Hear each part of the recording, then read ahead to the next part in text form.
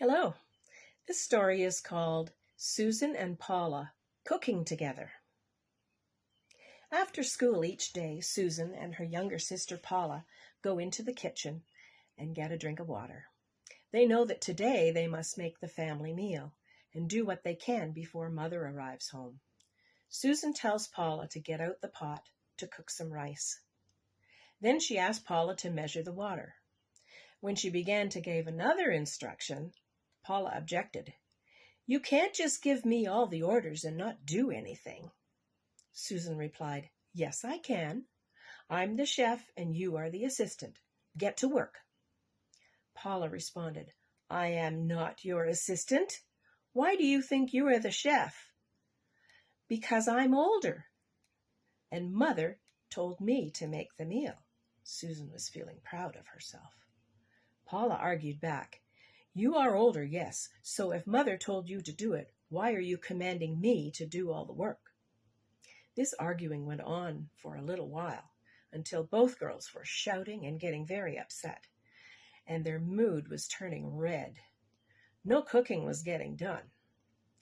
In a few moments, Mother came home and heard all the noise. She looked around the room, and no work had been done.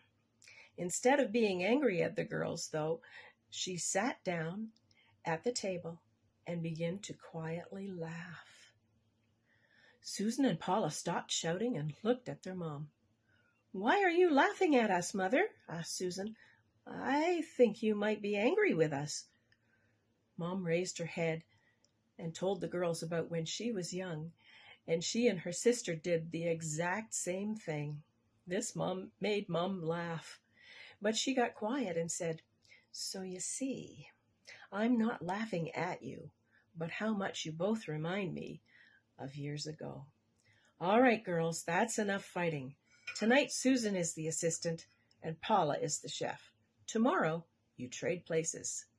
The next night, I will do all of it and show you a new recipe.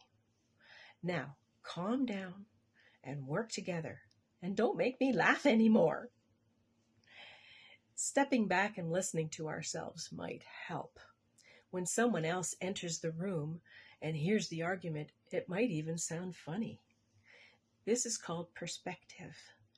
Unclouding our mind from the argument at hand makes it possible to find a solution.